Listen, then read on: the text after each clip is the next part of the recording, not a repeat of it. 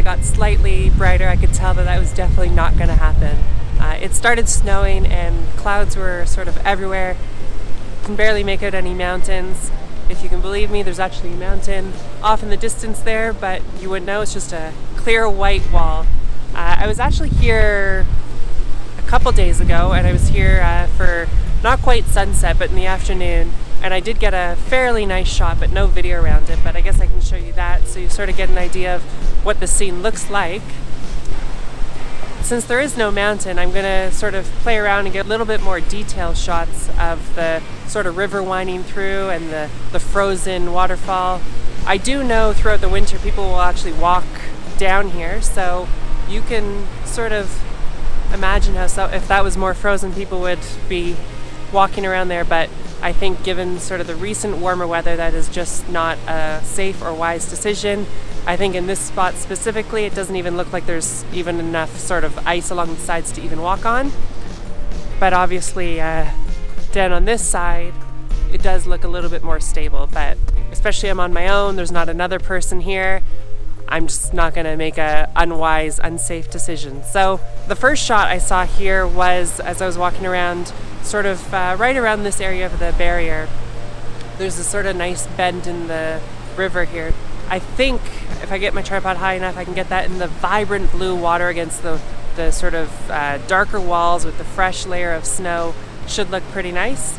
I might do a little bit of a long exposure for that.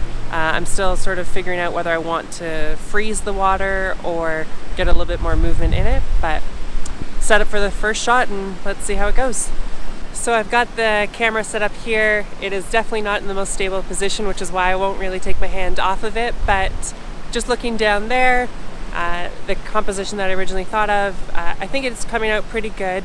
I did end up going with a filter set, so I've got both a polarizer and a 6-stop ND on, and a f8 ISO 100. I'm getting a shutter speed of about 20 seconds.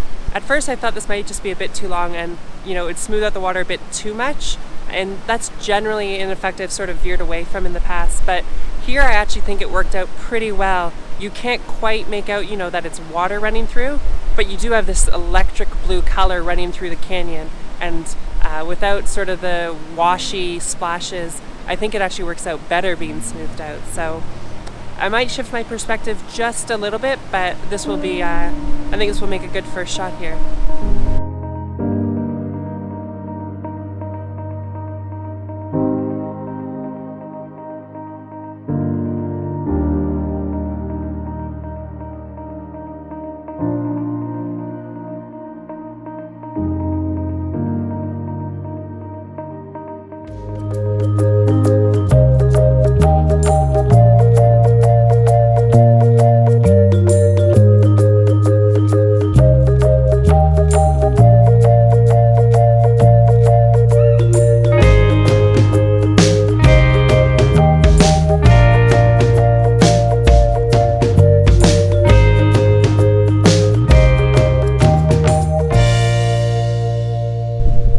At my second shot, which is just up the stairs and around the corner from the bridge where I was shooting before.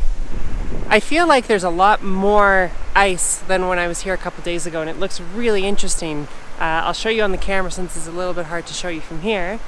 I've got my tripod set up just off to the side here, just to avoid some of these tree branches that are sticking out from the side, and another vertical composition, and I'm really focused on the icicles at the base of the waterfall, running all the way up to the top, along with the sort of snow bubbles that have formed on top. And then you've got just a little bit of water coming out the middle of the bottom.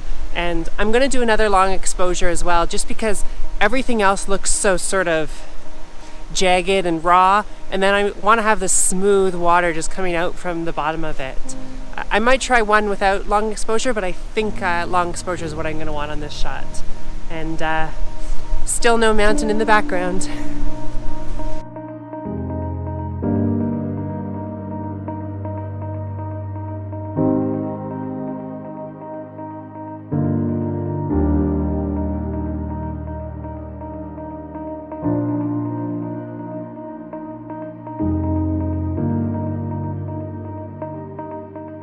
Ends my shooting here at Athabasca Falls. Definitely a little bit of a different photograph.